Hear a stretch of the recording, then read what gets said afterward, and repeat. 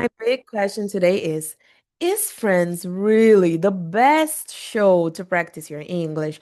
Everybody recommends Friends. It's the classic, right? But my question is it the best one? Because I have a few recommendations on this episode, and depending on your profile and your level of English and your goal, your intention with the sitcom, I don't think Friends is the best one. And I have so many other better recommendations than Friends. Friends is my number one, but I'm gonna explain to you why and all the other sitcoms that I recommend, especially if you are a little more advanced, a little more intermediate, if you're not a beginner anymore and you want to challenge your listening, Friends might not be your best option. So let's talk about this. A gente usa esse podcast para você treinar o seu listening, para você se desafiar. Aproveita que é uma teacher brasileira falando, então você consegue entender melhor, é bem mais fácil de entender. Então, vai para o YouTube para você poder ativar a legenda. No Spotify agora a gente tem a transcrição dos episódios em inglês, que é ótimo para você ir acompanhando enquanto você assiste, reassiste. Aqui eu ensino palavras novas, falo o significado delas, então aproveita esse podcast, tem muito episódio para você assistir. E assim, eu sei que vocês assistem. Eu sei de muita gente que assiste e nunca me disse. Eu consigo ver quantas pessoas assistiram. Eu não consigo ver quem, mas eu consigo ver quantas pessoas assistiram. E é incrível como vocês não interagem comigo. Gente, pelo amor de Deus. Eu sei que é uma luta interagir com o conteúdo das pessoas. Mas eu sei que vocês assistem. Comentem, comentem. Eu falo aqui os assuntos que me vêm na mente agora. Eu não sei se vocês estão gostando, eu não sei se alguém tem alguma indicação, alguma recomendação. Se você não quer comentar, me conte no direct do Instagram. O que você acha do podcast? Você tem alguma opinião? Você tem alguma sugestão? Tem algum tema que você gostaria que eu falasse? Enfim, por favor, interajam comigo. Eu sei que é uma tortura interagir, mas tudo bem, mas tudo bem. Se você não quiser interagir, pelo menos eu sei que você tá aqui. Eu amo fazer esse podcast, mas é isso, eu tô seguindo meu coração. Eu espero que um dia vocês comecem a interagir comigo, tá? Mas é isso. Nosso curso é @wavefluency em todas as redes sociais, praticamente. Sigam a gente no Instagram, TikTok, YouTube, enfim.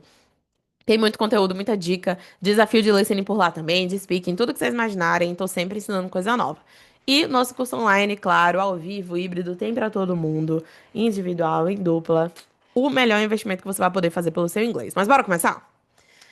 Today, I want to give you my recommendations of shows to practice English and, reasons why, so you can choose the perfect show for you. And so you really think like, am I challenging myself? Is this show good for improving my English? Maybe I can, level up. Maybe I can find another challenging TV show. I want you to think like which one is the best one for me because we all recommend Friends. Yes, it's the classic, I know. But let's think a little about this. What is the best TV show for you? And that depends on your level and on your goal too. Okay, what is your intention with this TV show? So let's talk about my top three. My top three sitcoms to improve your English. But let me explain what is a sitcom. A sitcom, like sitcom. If you go to Google and you look up sitcoms, you will see a lot of comedy TV shows with short episodes, and they usually have simple topics, daily life topics like family, friends, relationships, right? That is a sitcom. In the past, those sitcoms had literally an audience, a lot of people watching the filming process of the show. And that's why the old TV shows had those laughs. You know those fake laughs that everybody hates on these shows? It's because they actually had a lot of people watching these shows, and when something funny happened on the scene, they laughed, ha ha ha ha. That's why you can hear the laughs.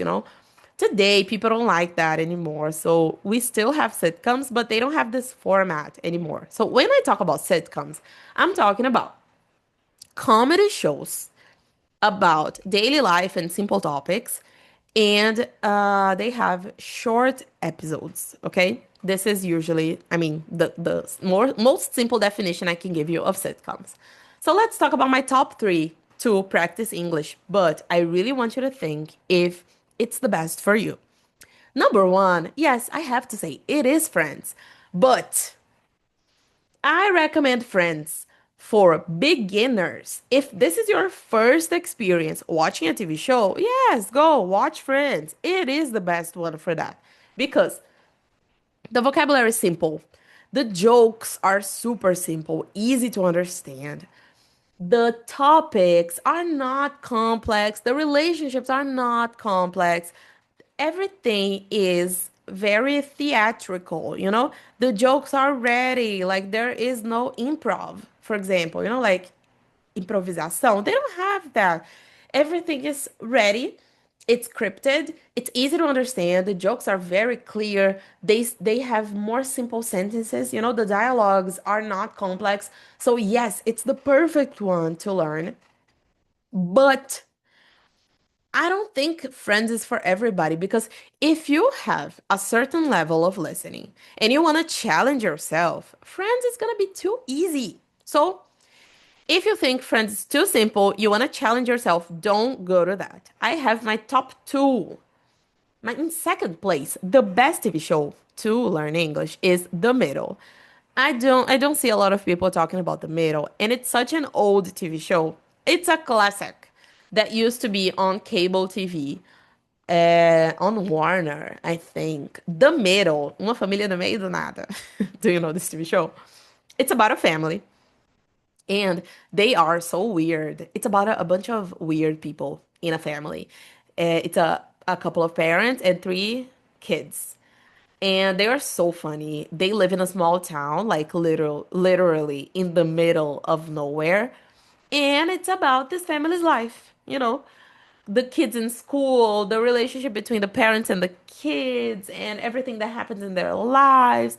It's so, so good to learn the basics about American culture, you know, because you have the holidays, you can understand their traditions in the holidays, you can understand how it works in the schools, in the American schools, because you can see the kids going to school and all their big life events happening at school. So it's great for that. Remember something when you're choosing your TV show. Remember that when you watch something, it's not only to learn English, but also to learn culture and fun facts about that country. So it's really good choosing a show that will give you that type of thing, will teach you about the American life, if it's not American, the British life or whatever. But always pay attention to the type of culture and fun fact that you can get from what you watch, right? Because today, a lot of the things I know about American culture are from TV shows. So that is really useful too. In Friends, you can see like Christmas, Thanksgiving, some classic holidays. They live in New York, so you can see some of their life in New York, but it's not very good for that. The middle, you can see the typical life of an American family, and I think that's really useful for your English. It has a lot of good vocabulary, so easy to understand. I mean, the English is very clear. The jokes are simple, easy to understand too. Okay, so I believe that after Friends, the middle is the second best one to learn vocabulary and practice your listening in general. Number three, this is a TV show that I don't see a lot of people talking about, and it is Superstore. Superstore, I remember I watched it on Prime Video, Amazon Prime Video. It is about a department store. You know, like say yeah, like Americanas, that is a department store. And the TV show happens inside the store. So you have their life inside that store, but also their relationships, a little bit of their personal lives, you know. And I like this show because the dialogues are simple, the jokes are very obvious, in your face, you know, easy to understand. You don't have a lot of vocabulary outside of the store, but the store has a good vocabulary because you can see how the service happens, the sections in the store, you know? It's a good vocabulary to learn. They talk about money, they talk about products. They you can see how everything happens in these American stores, you can learn a lot about American stores watching this show. It's funny, it's simple, it's easy to understand, it's light. You also have relationships, you have their friendships, you have a lot of work vocabulary, so that's good too. Very good. I really recommend it. If you've watched Friends already and you want another option, try Superstore. I really, really like it. And that's my top three easiest TV shows to learn English, right? Next, I have to talk about How I Met Your Mother. How I Met Your Mother is not on my top three easiest TV shows because first, the scenes, the dialogues, and the relationships in How I Met Your Mother, they are a little bit more complex, okay? Because you have a lot of drama, you have the relationship between the characters, and you follow them during many years of their lives. A lot of things happen in their lives. In Friends, everything is so simple. In How I Met Your Mother, you have more drama. Um, One thing that I love about How I Met Your Mother is the cultural part. So a lot of the things that I know about American culture today comes from How I Met Your Mother because they live in New York. So you can see they really show and talk about life in New York and life in a big city in the US. But at the same time, you have a character that is from Minnesota, and Minnesota is a small state in the US. They have a very small town vibes, like vibes interior, cidade pequena. So you can see the difference between someone who grew up in a small town in the US and someone who grew up in New York, for example. One of the characters is Canadian. She's from Canada. So this is also something very interesting because they make a lot of jokes about Canada and you learn this fight between Americans and Canadians, the differences between these two cultures. It's really fun to see the difference between the American life and the Canadian life. And they make a lot of jokes about that. They talk a lot about that. So it's interesting to know because Canada speaks a very similar English to the US. But everything that we consume comes from the US, basically. So it's nice seeing the differences between Americans and Canadians. And in general, the show happens in different locations, so you can see them on the street, you can see them at home, at work. I think it's pretty useful to learn a lot of vocabulary in general. I really, really recommend it. I think it's uh, complex. They make a lot of inside jokes and a lot of like with a double meaning, like an implied meaning, like duplo sentido, uma piada implícita. They love that. And let me tell you something interesting about How I Met Your Mother. They use a lot of typical expressions in English. A lot of the expressions I know it's because of How I Met Your Mother. They use classic expressions in English, so it's really good so you can memorize and use these expressions like frases prontas. How I Met Your Mother is great for that. So if you're looking to learn more about American culture and learn some expressions in English, How I Met Your Mother is great. They speak fast, yes. So it's a good challenge. Okay, remember, get out of your comfort zone. After How I Met Your Mother, I recommend The Office. I've talked about The Office in this podcast, so I'm just gonna say that The Office is a little bit harder than How I Met Your Mother because they make so many jokes. The humor in The Office is a little difficult to interpret. I mean, you have to understand the many layers, camadas e camadas, so you can understand a joke. Sometimes the jokes are so quick that you have to stop and think so you can actually understand what they said. So I think The Office is a little harder because the humor is more complex. The humor is not so obvious.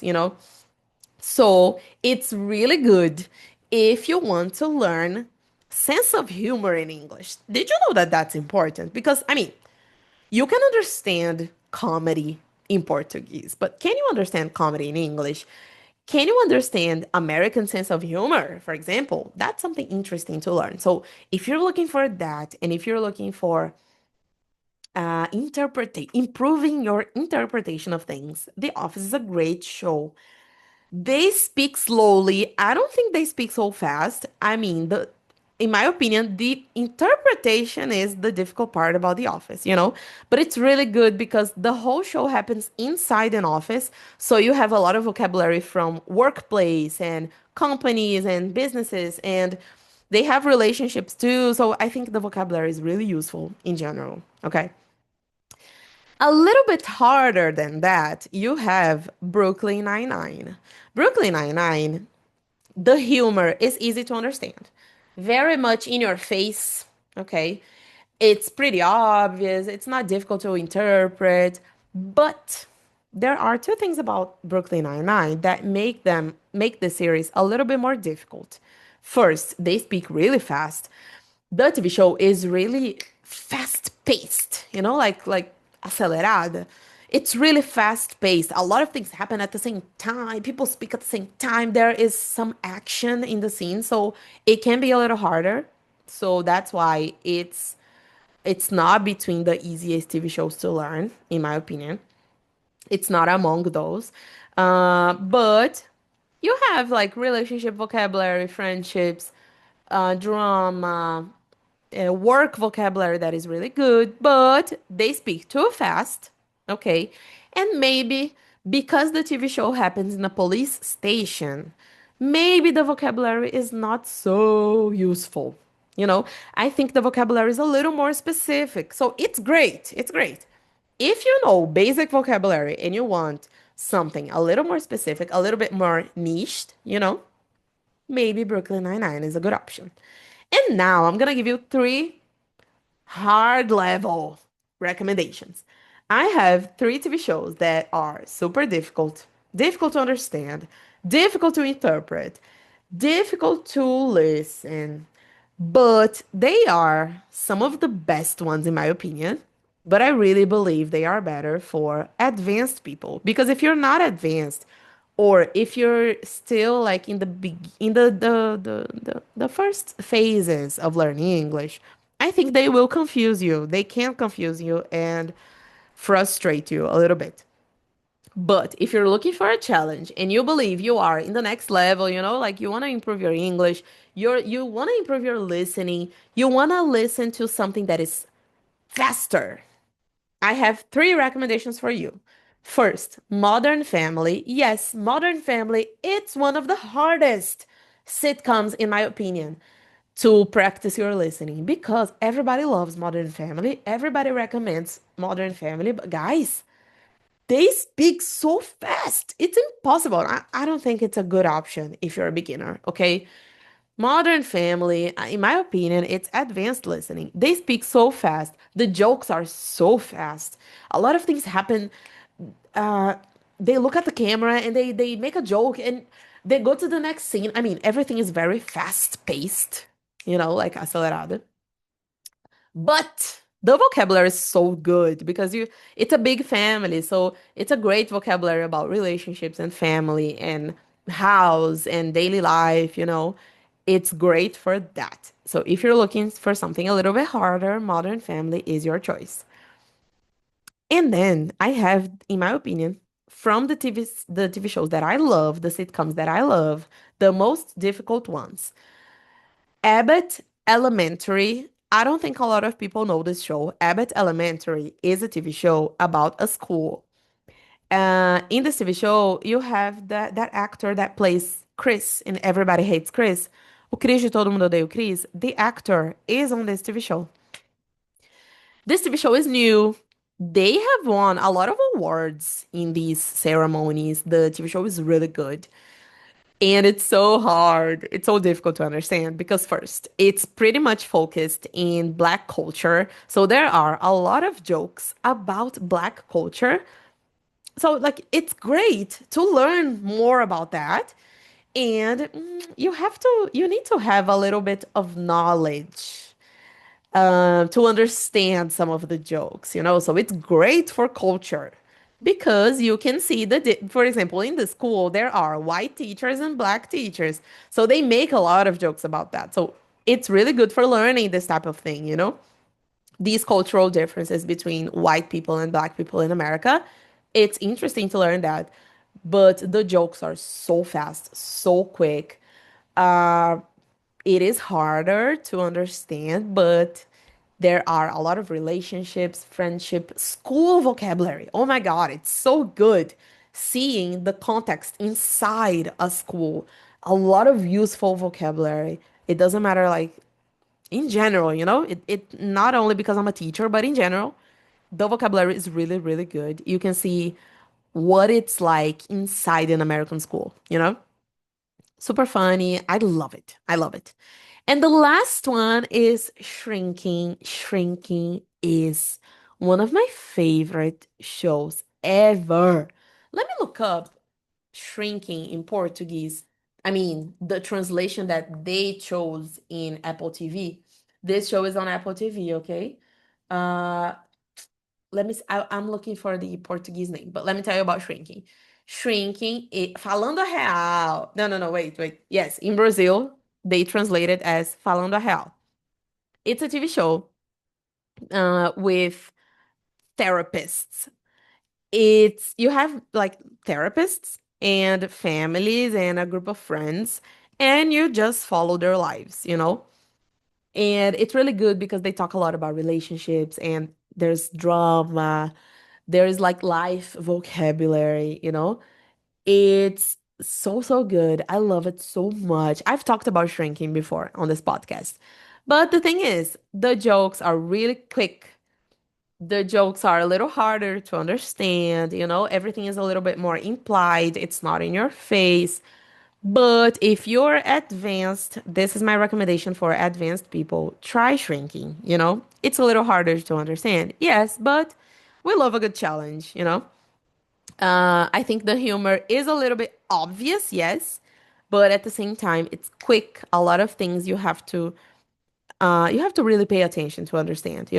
And the English is a little more complex. The language is a little more complex. So that's my last recommendation for you, especially if you're an advanced, okay? And remember, guys, get out of your comfort zone.